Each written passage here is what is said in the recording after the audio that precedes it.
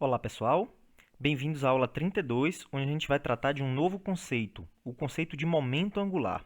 Bom, o que é esse conceito de momento angular? Vamos ver o vídeo, depois a gente discute um pouquinho sobre ele. Certo? Quem vai direcionar o lado para que eu quero andar é o meu quadril. Então, ó, é o meu quadril que direciona a bike. E aí eu posso ir mais rápido, posso parar de pedalar.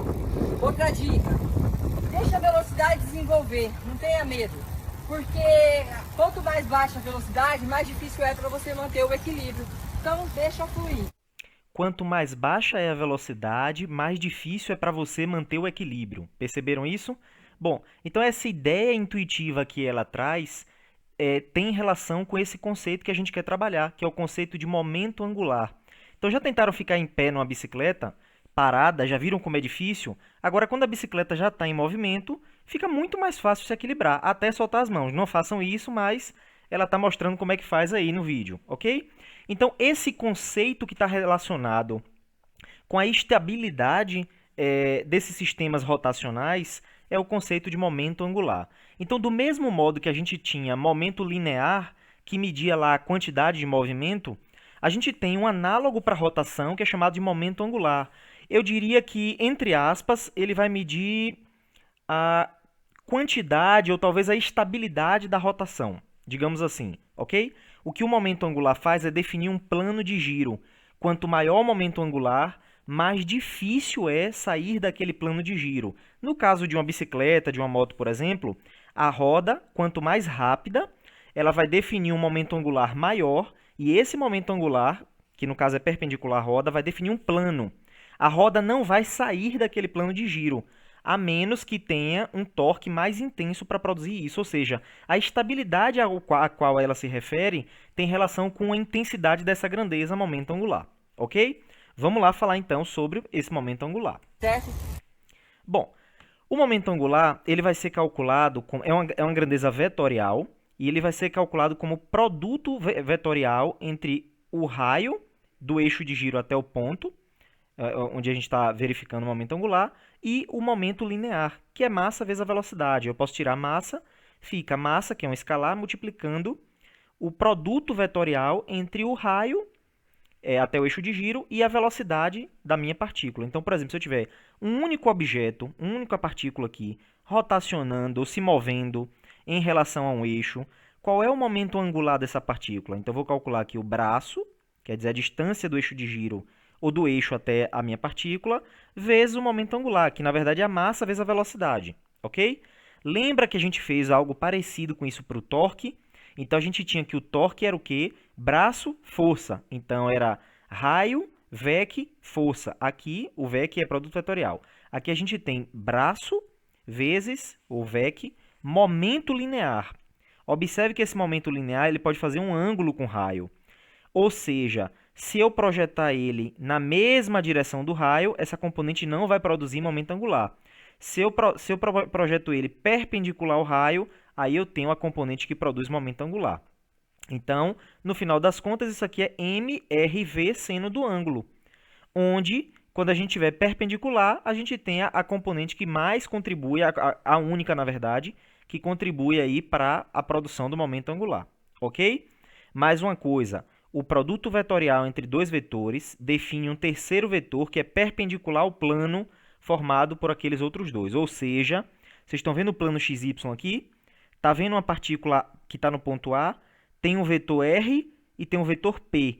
Eles dois estão no plano. Perpendicular a esse plano, tem aqui o meu momento angular, ok? Outra coisa, vale também a regra da mão direita. Então, vocês lembram lá da regra da mão direita? Coloca seu pulso da mão direita alinhado com o eixo aqui, o eixo, o O. Aponta seus 4 dedos na mesma direção de R e coloca os seus dedinhos, a ponta dos dedinhos, no caso, na direção de P.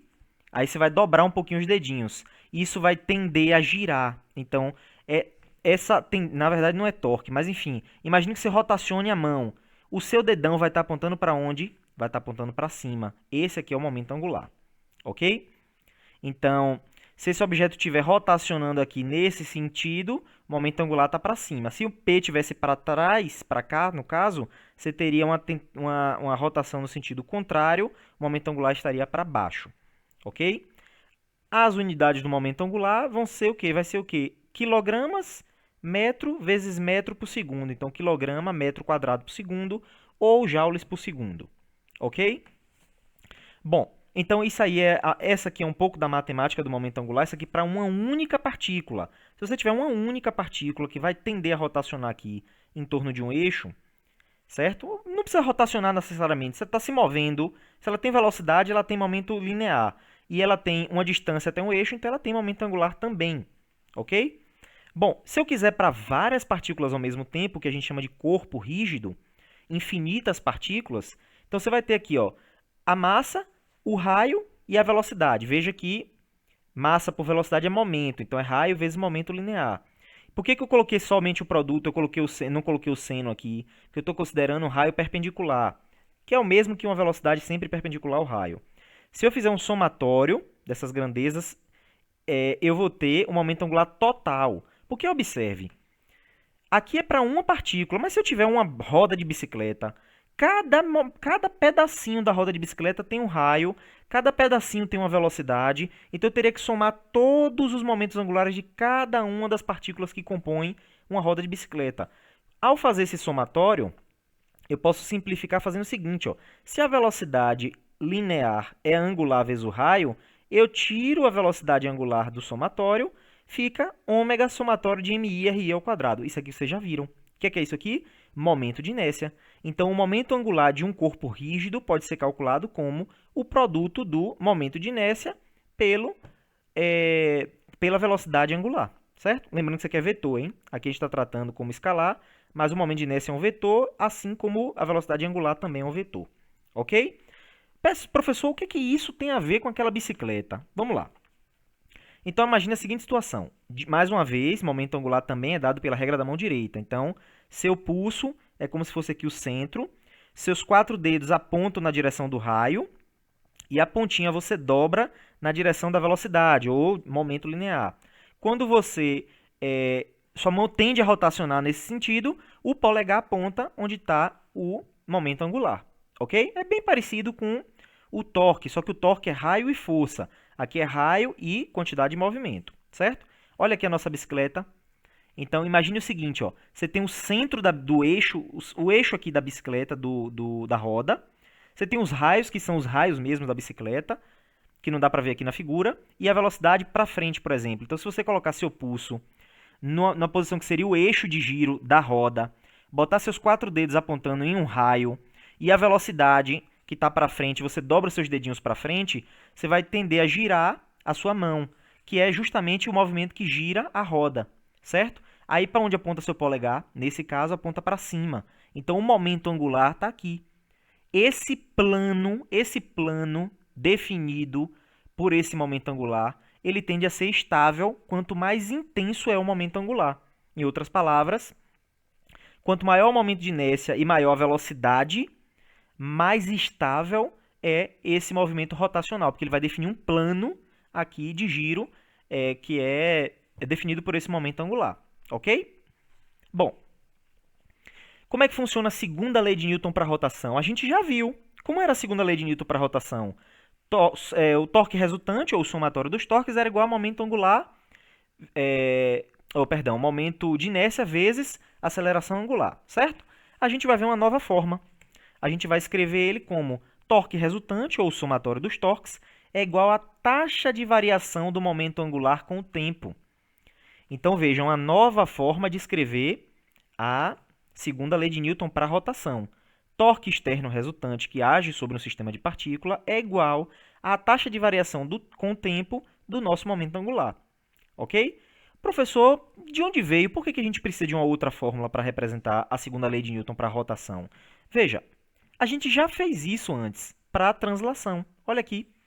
Qual é a segunda lei de Newton que vocês viram lá quando a gente estudou a lei de Newton? Força resultante era igual a massa vezes aceleração, certo? Depois a gente introduziu o momento linear, que foi originalmente como Newton definiu a segunda lei de Newton. Força resultante é variação do momento linear.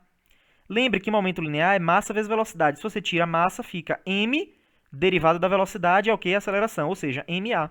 Então é a mesma coisa. No nosso caso, quem é o momento de inércia de um corpo rígido? Momento angular de um corpo rígido. Momento de inércia vezes velocidade angular. Se você tirar o momento de inércia, vai ficar momento de inércia vezes taxa de variação da velocidade angular, ou seja, é aceleração angular. Então, torque é igual a I∝, do mesmo jeito. Então, é uma outra forma de escrever. Isso tudo se resume nessa tabela. Então, a gente viu a força para a translação, F igual a ma. O equivalente da força para a rotação seria o torque. E o torque é o produto vetorial entre o raio e a força. E a gente pode escrever I∝ quando a gente está falando aqui de um corpo rígido. Ok? Aí a gente introduziu o momento linear. Momento linear, ou quantidade de movimento, massa vezes velocidade. Aí aqui a gente tem um análogo que é o momento angular. O momento angular vai ser dado como produto vetorial entre o braço, que é a distância até o eixo de giro, vezes o produto linear. Ou, para um corpo rígido, I ômega. Ok? Aí a gente definiu a segunda lei de Newton de outra forma. Isso aqui também é a primeira lei de Newton, a segunda lei de Newton. A gente definiu como força resultante é taxa de variação do momento linear. Aqui também a gente tem isso. O torque resultante é igual à taxa de variação do momento angular. Quando esse cara era zero, ou seja, na ausência de forças resultantes, o que acontecia? Conservação do momento linear. E aí a gente viu colisões, por exemplo. Aqui a gente também vai ter isso. Quando o torque resultante é igual a zero, qual é a consequência? Uma lei de conservação. O momento angular vai se conservar, certo? E aí a gente vai ver uns videozinhos falando sobre isso, tá bom? Então é isso, pessoal. Nos vemos na próxima videoaula.